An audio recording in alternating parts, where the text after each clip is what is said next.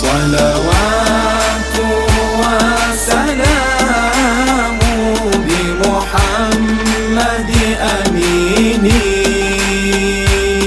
براوى وندام ملائكة نمجد. اللهم صل على محمد وآل محمد وعجل. ثانيا على حب الحسن والحسين. اللهم صل على محمد وآل محمد. ثالثا بأعلى أصواتكم على حب السجاد والعباس. اللهم صل على محمد وآل محمد وعجل. أعوذ بالله من اللعين الشيطان الرجيم. بفضل الله بسم الله الرحمن الرحيم. الحمد لله رب العالمين بارئ الخلائق أجمعين باعث الأنبياء والمرسلين والصلاة والسلام على رسول الله خير خلق الله البشير النذير والسراج المنير الطهر الطاهر والعلم الظاهر المنصور المؤيد المصطفى الأمجد أبي القاسم محمد وآل محمد وعلى أهل بيته الطيبين الطاهرين الذين أذهب الله عنهم الرجس وطهرهم تطهيرا. اللهم صل على محمد وآل محمد وصحبتهم المنتجبين wa jami'il anbiya'i wal mursalin wa ba'd. Mashekhe zangu, maustadhi na maustadhat, wazee wangu, vijana na wanafunzi, assalamu alaikum wa rahmatullahi ta'ala wa barakatuh. Baada ya kumhimidi Mwenyezi Mungu Subhanahu wa Ta'ala kwa kutupa taufik ya kuweza kukusanyana mahala kama hapa ili kuadhimisha katika miongoni mwa sha'airillah, kwa sababu Mwenyezi Mungu anasema waman yu'adhim sha'airallah fa innaha min taqwal qulub, kwamba katika kuadhimisha hizi alama za Mwenyezi Mungu Subhanahu wa Ta'ala ni katika nini? Ni katika takwa, ni katika uchaji Mungu. Mwezi ni wa Shaaban, mwezi ambao si kama miezi mingine katika sharaf, katika utukufu na katika fadhila. Ni mwezi ambao umenasibishwa na Bwana Mtume Muhammad sallallahu alayhi wa alihi wasallam. Allahumma salli ala Muhammad. Na tuko katika musimu bado ule wa kujitayarisha na mwezi ambayo ndio sayyidu shuhur, mwezi mtukufu wa Ramadhan. Tumemaliza alhamdulillah mwezi wa Rajab, alhamdulillah tumeingia mwezi wa Shaaban. Tunamwomba Mwenyezi Mungu Subhanahu wa Ta'ala atupe taufik, nguvu na afya tuweze kumaliza na tuingie katika mwezi mtukufu wa Ramadhan inshallah. Kama vile ambavyo mwezi wa Shaaban umenasibishwa na Bwana Mtume kiasi cha kwamba katika salawati shaabania ambayo imepokewa na mwenye hii siku au imepokewa kutoka kwa mwenye hii siku ambayo ni al-Imamu Sajjad alayhi salam, Allahumma salli ala Muhammadin wa ali Muhammad, ambao ni mwezi umeitwa ni mwezi wa Mtume Sayyidi Rusulik, ambao alikuwa anafanya nini Mtume? Kana yad'abu fi siyamihi wa qiyami. Mtume alikuwa anadawim mara kwa mara katika mwezi mtukufu wa Shaaban, alikuwa anapatikana katika saum na qiyam na sala. Ndiyo katika mwezi huu wa Shaaban. Hauishilii hapo kwamba mwezi mtukufu wa Shaaban uko na khasais hizo za kwamba Mtume alikuwa ana itibari khasa na huu mwezi, bali ni kwamba pia mwezi mtukufu wa Shaaban pia ni mwezi wenye nuru kwa sababu ya mawalid zilizotokea katika mwezi mtukufu wa Shaaban. matukio matukufu, mazazi ya watu watukufu ambayo yalitukia katika mwezi huu. Tukianza tarehe 3 tunapata kwamba kuna maulid ya Sayyid Shabab Ahl Janna ambaye al-Imam Hussein alayhi salam. Allahumma salli.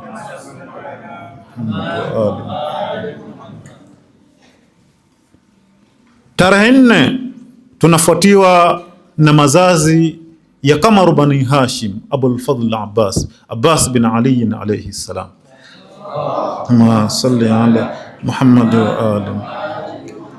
Tarehe 5 tuna maulid ya As-Sajjad Zainul Abidin al-Imam Ali ibn al-Hussein alayhi assalam. Allahumma salli ala Muhammadin wa ali. Tarehe 11 tuna mazazi ya kijana ambaye alikuwa ni ashbaha bi Rasulillah khuluqan wa mantiqan, Ali al-Akbar alayhi salam. Allahumma salli ala Muhammadin wa ali. Na tarehe 15 kuna tukio kubwa zaidi katika umma huu, tukio au shakhsia ambayo ndio imefanya mpaka saa hii sisi tuko hapa, tukio ambayo ya shakhsia ambaye ndiye amefanya huu ulimwengu bado haujafanya nini, haujasambaratishwa, mbali na kwamba umejaa maovu ya kila aina, ambayo ni maulid ya sahib al-asr wa zaman al-Imam al-Mahdi ajalallahu ta'ala farajahu al-sharif. Allahumma salli ala Muhammad wa ali Muhammad. Kwa hivyo huu ndio mwezi wa Shaaban, tunaishi katika ajua hizi, tunaishi katika mazingira haya. Mwezi wa Shaaban ambao ni mazoezi ya kuingia mwezi mtukufu wa Ramadhan, kwa sababu ulivyo mwezi mtukufu wa Ramadhan hauwezi ukangojea mpaka Ramadhani iingie ndo uanze ibada za Ramadhani. Ni lazima kwanza uwe na mukaddima. Ni lazima Mwenyezi Mungu kwa lutfu yake alitanguliza hii miezi ili kupata uzoefu inapoingia mwezi mtukufu wa Ramadhan, uwe hakuna kitu kipya, ni kuongeza tu programs. Na labda mnaweza kuwa mnalahidh, mara nyingi inapoingia siku ya kwanza ya Ramadhan misikiti huwa iko vipi? Huwa inajaa sana, si ndio? Misikiti inajaa. Hesabu 10 la kwanza likiisha, likiingia 10 la pili, hudhuri inakuwa vipi misikitini? Inaanza kufanya nini? Inaanza kupungua. Ikifika 10 la tatu idadi inaendelea vipi? Na inapofika kitu siku tarehe 25 watu wanakuwa wanaangalia zaidi Eid kuliko kuangalia funga. Hii inasababishwa na nini? Inasababishwa na kwamba watu wengi huwa hawajitayarishi kwa mwezi wa Ramadhani, wanangoja uingie ndo waanze ibada. Mwili haujazoea. Kwa hivyo utaudanganya mwili na nafsi, ndani ya siku 10 umeona ni kawaida, kwa hivyo umerudi nyuma.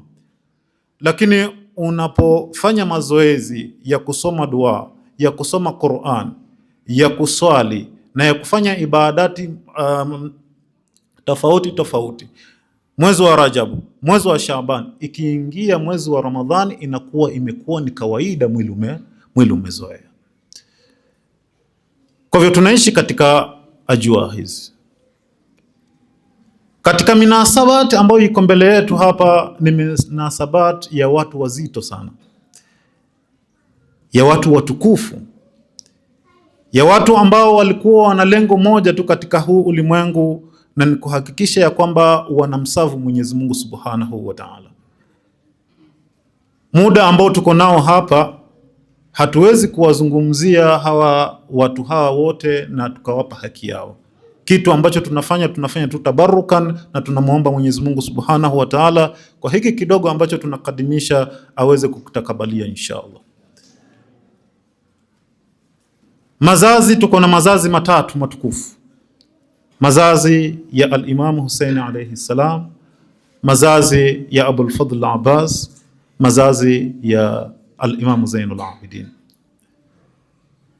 Mimi nitarakizi sana kwa shakhsia ya al-Imam Hussein alayhi salam, na bila shaka hawa wote ni Ahlul Bait na wote wanatoka katika nuru moja, na Mwenyezi Mungu Subhanahu wa Ta'ala inshallah atatupa ujira wa wote watatu inshallah.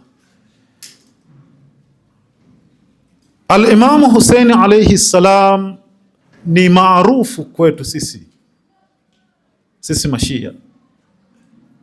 Hakuna ambaye hamfahamu al-Imam Hussein alayhi salam.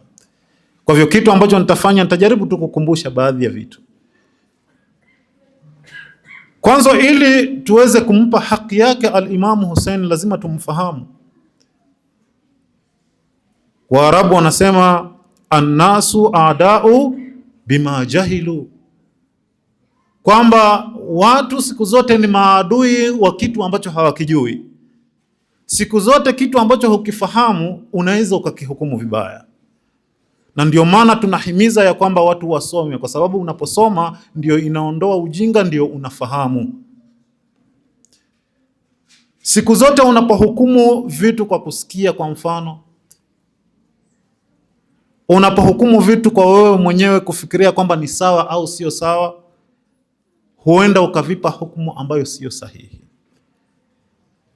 Kwa hivyo tukianza na nasaba ya al-Imam Hussein alayhi salam, kwamba yeye ni Hussein ibn Ali ibn Abi Talib, baba yake ni Ali ibn Abi Talib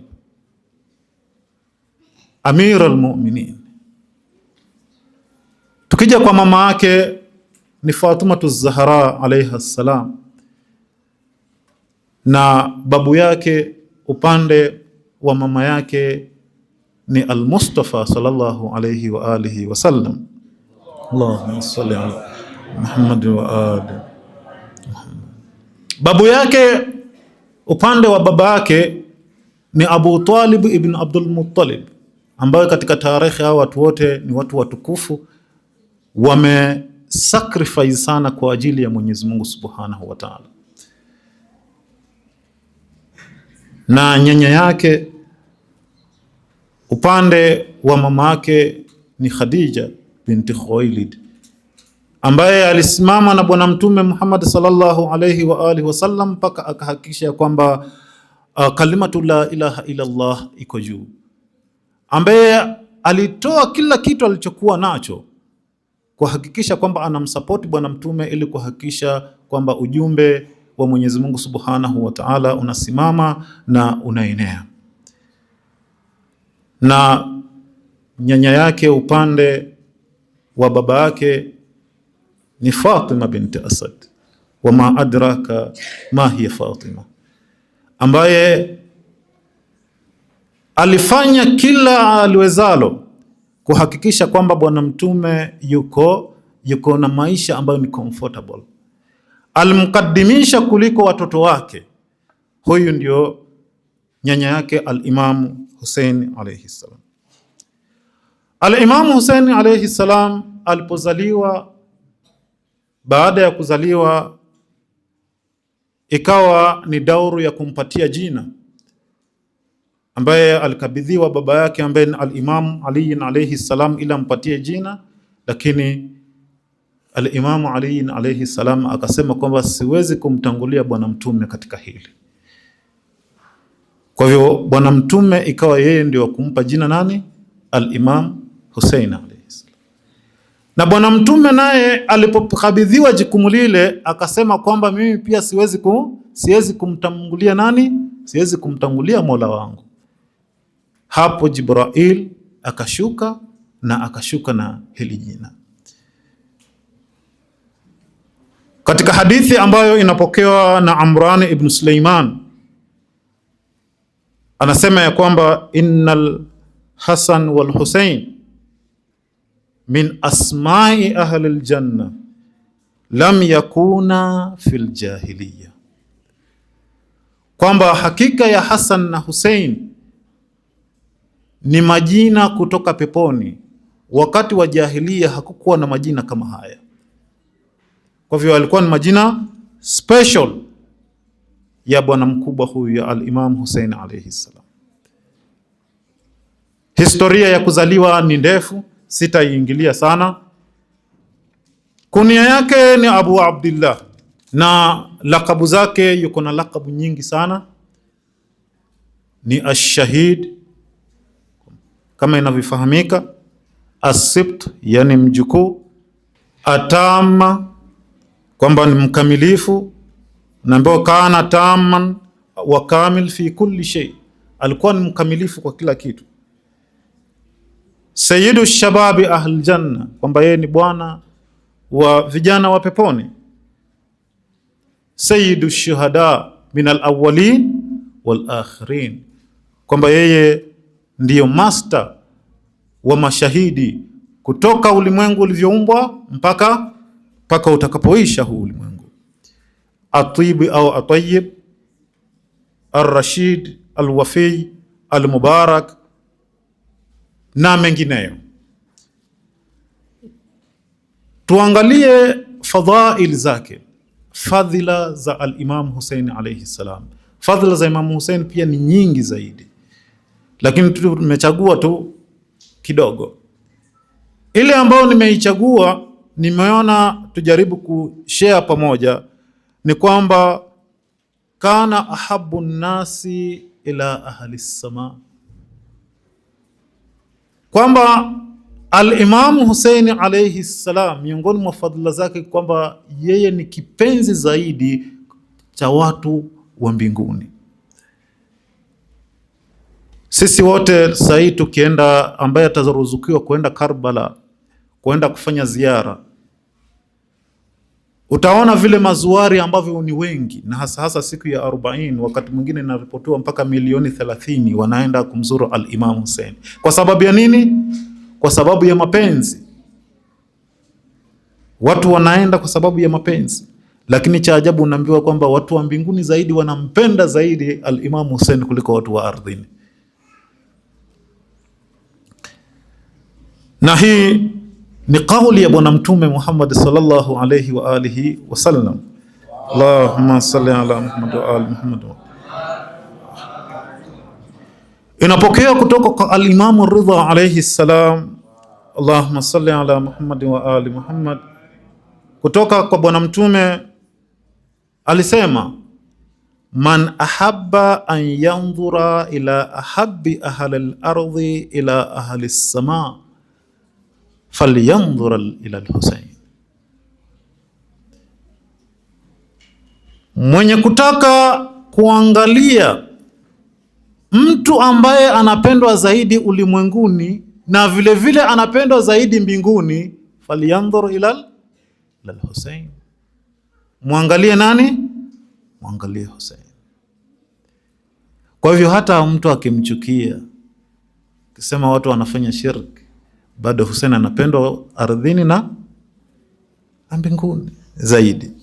Miongoni mwa fadhail za al-Imam Hussein alayhi salam ni kwamba, na hii inatuhusu sisi muwalun, ni kwamba dua an-nabii limuhibbihi, kwamba Bwana Mtume ana dua special kwa wapenzi wa nani? Kwa wapenzi wa al-Imam Hussein alayhi salam, anaposema ya kwamba Allahumma inni uhibbu.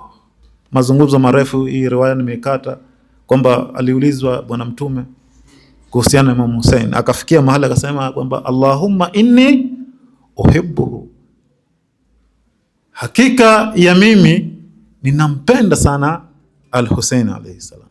Namwambia Mwenyezi Mungu kwamba hakika Mwenyezi Mungu mimi nampenda al-Hussein alayhi salam. Fa ahibbahu, na wewe na kuomba wewe Mwenyezi Mungu ufanye nini? Umpende pia al-Hussein alayhi salam. Wa ahibba man yuhibbuhu, na vile vile mpende anayempenda al-Hussein alayhi salam. Kwa hivyo hii ni dua special ambayo iliombwa na Bwana Mtume kwa wapenzi wa al-Imam Hussein alayhi salam.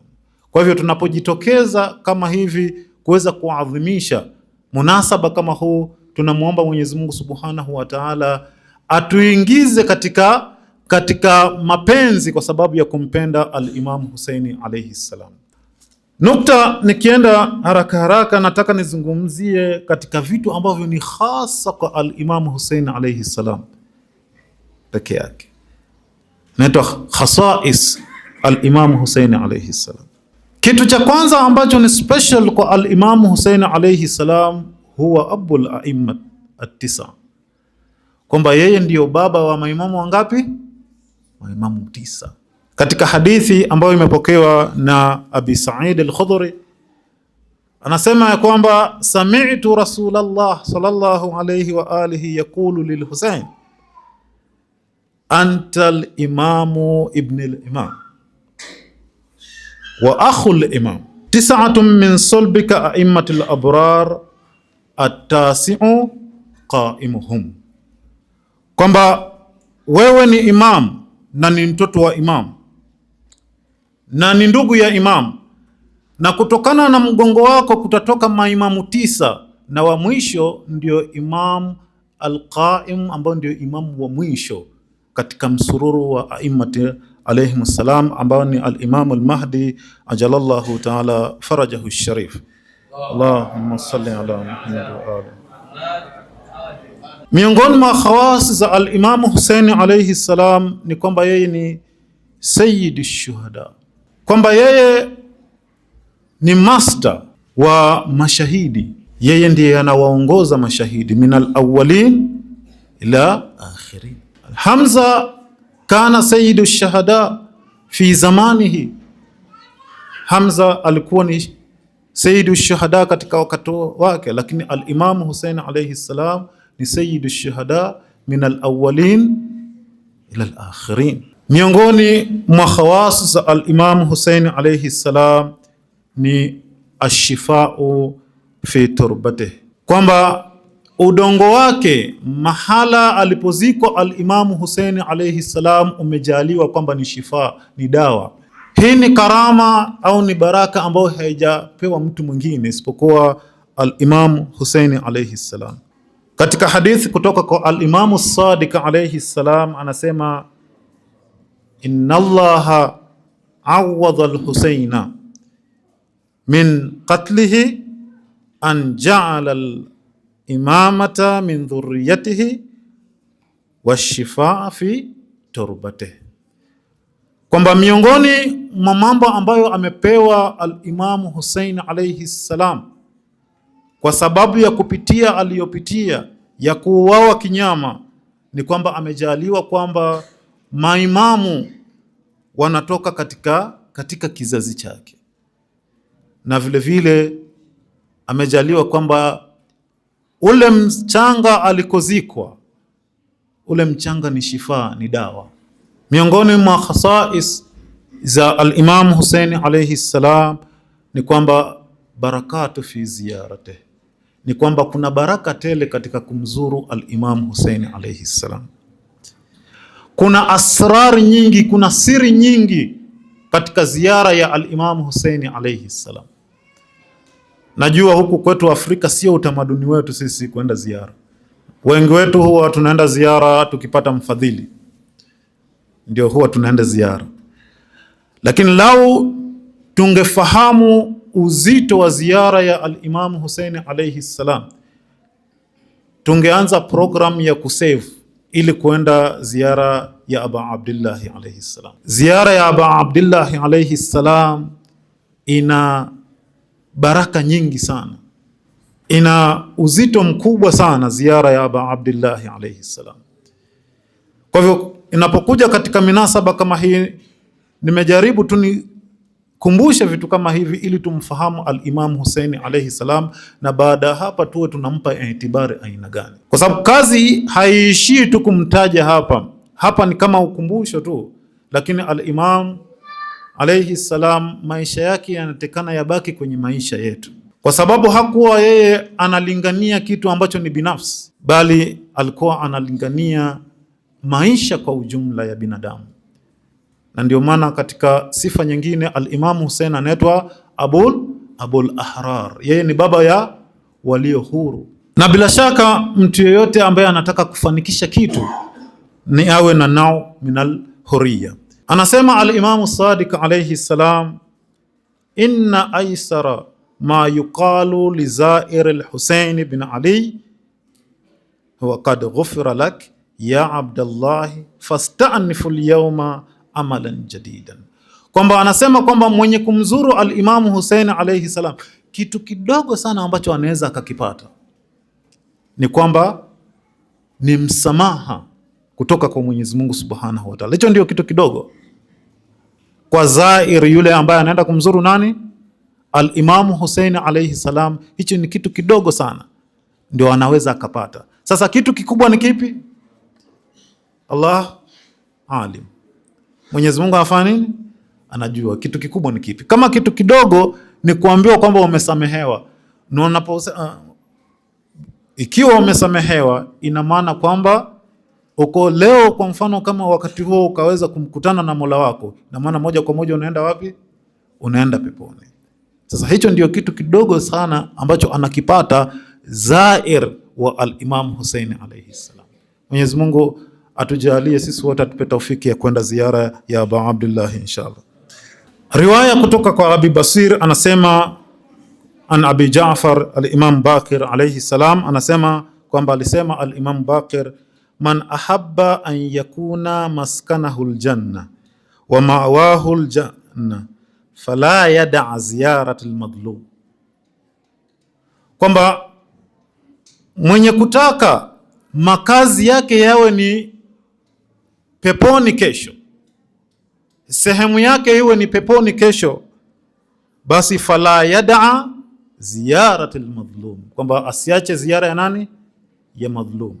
Abu Basir akamuuliza al-Imam kwamba man huwa hadha al-madhlum, ambaye unamwongelea, man huwa?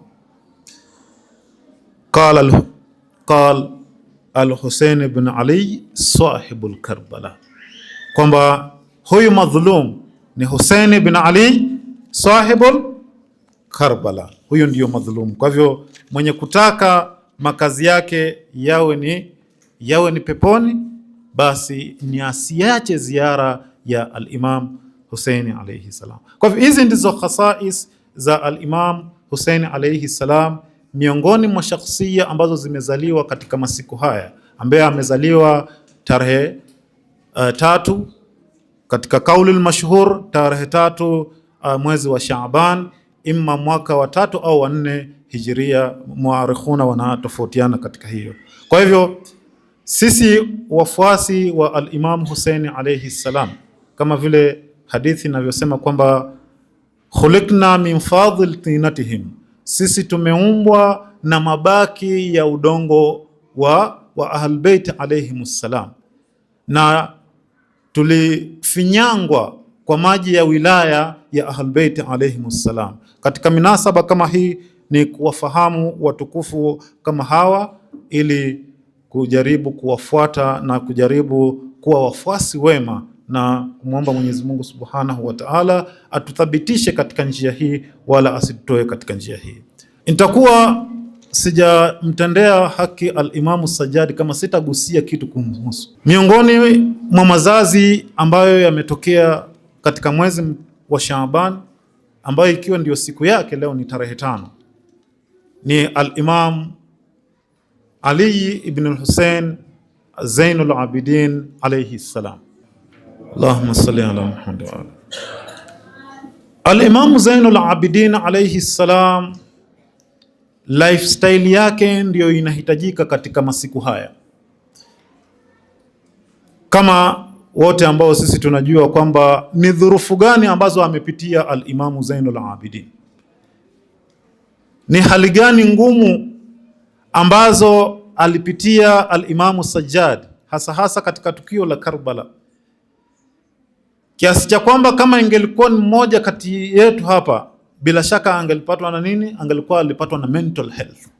Huwezi kushuhudia baba yako ameuliwa kinyama, ndugu zako wameuliwa kinyama, watu masahaba wa baba yako wameuliwa kinyama, watu ambao mlikuwa mkiamiliana wameuliwa kinyama, na sio kuuliwa tu peke yake, bali kufanyiwa mambo ya kinyama hata baada ya kuuliwa, na baada ya hapo kuteswa na wanawake. ingelikuwa ni mtu kama sisi, angelikuwa amepatwa na tatizo la kiakili. Lakini angalia al-Imamu Zainul Abidin alifanya nini? Mbali na kwamba alikuwa amezuiwa kufanya vikao ili kuelezea ni kitu gani kilichotokea, lakini alikuja na uslubu tofauti kabisa, na ni uslubu wa dua. Na kama tunavyojua katika hadith, adduau silahul mu'min, kwamba dua ndio silaha ya nani? Ya mu'min. Imamu Zainul Abidin katika majina yake haya, sifa zake hizi mbili, ambayo ni Zainul Abidin, ambayo inamaanisha kwamba ni pambo la wenye kuabudu. Yani kama wewe unataka kuwa mwenye kuabudu, kama unataka kutabahar katika fani hii ya kuabudu, basi muangalie nani? Muangalie al-Imamu Sajjad alayhi salam. Na as-Sajjad likithrati sujudihi, alitoa sajadi kwa sababu ya kukithirisha au kuzidisha kusujudu wakati wote. Akaalif kitabu ambacho kinaitwa ni Zabur Ali Muhammad, ambao ni as-Sahifatu as-Sajjadiyya, kitabu ambacho kusema ule ukweli hakipewi haki na Waislamu au wafuasi, kitabu ambacho hakifai kukosekana katika kila nyumba ya mshia.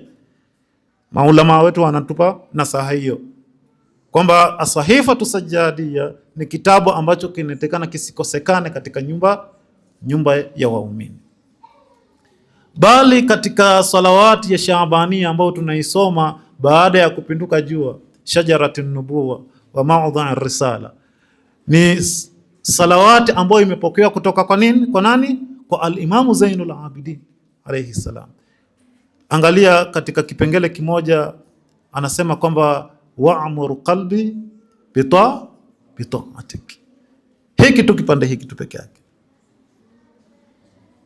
Al-Imamu Zainul Abidin anamuomba Mwenyezi Mungu kwamba ujalie moyo wangu siku zote uwe katika taa yako, siku zote uwe unakutii wewe Mwenyezi Mungu Subhanahu wa Ta'ala. Wa'mur qalbi bita'atik. Wengi wetu sisi tuna taa ya misimu, uchaji Mungu wetu unakuwa ni seasonal. Unakuja mwezi wa Rajab nafunga kidogo, Shaaban nafunga kidogo na kuswali kiasi, Ramadhan inshallah watu wote wanafunga nani. Lakini siku ya Idi tu kila kitu ni mubah, kila kitu ni halal.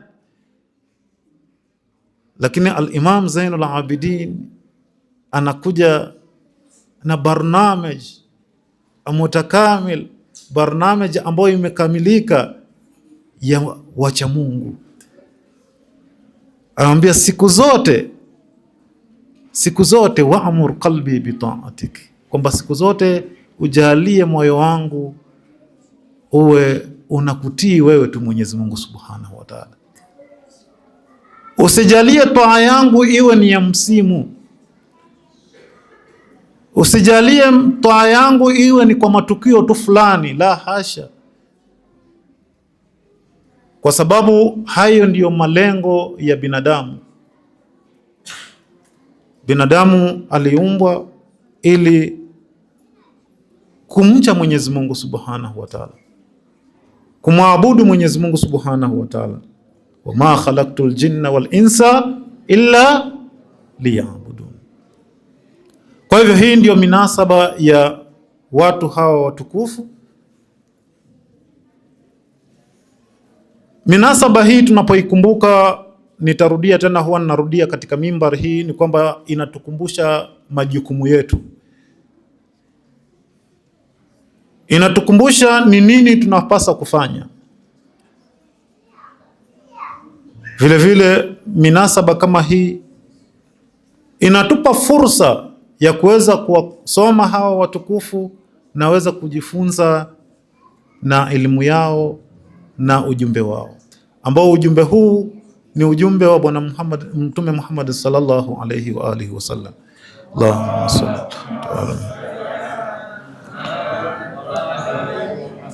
Kwa hivyo tusitosheke tu na majlis hii, majlis iwe ndio kitu ambacho kimetrigger kwamba tukitoka hapa tutaenda kumwangalia al-Imam Hussein alayhi salam kiundani, tutamwangalia Abul Fadhl Abbas kiundani, tutamwangalia na al-Imam Sajjadi vile vile kiundani. Tunamwomba Mwenyezi Mungu Subhanahu wa Ta'ala atupe taufiki inshallah. Tunamwomba Mwenyezi Mungu Subhanahu wa Ta'ala atufanye tuumalize mwezi wa Shaaban na tuingie mwezi mtukufu wa Ramadhan, tuweze kufunga inshallah na tuweze kufanya qiyamu lail, na tumuombe Mwenyezi Mungu Subhanahu wa Ta'ala katika mema yote ambayo tunayachuma katika hii miezi asije akatujalia kwamba tuweze kuyaunguza kwa siku moja, na tunamuomba Mwenyezi Mungu atupe taufiki tuweze kuwa na taa wakati wote wa siku ambazo tutakazoishi hapa duniani inshallah. Wa akhir da'wana alhamdulillahi rabbil alamin wa sallallahu ala sayyidina Muhammadin wa ala alihi at-tayyibin at-tahirin.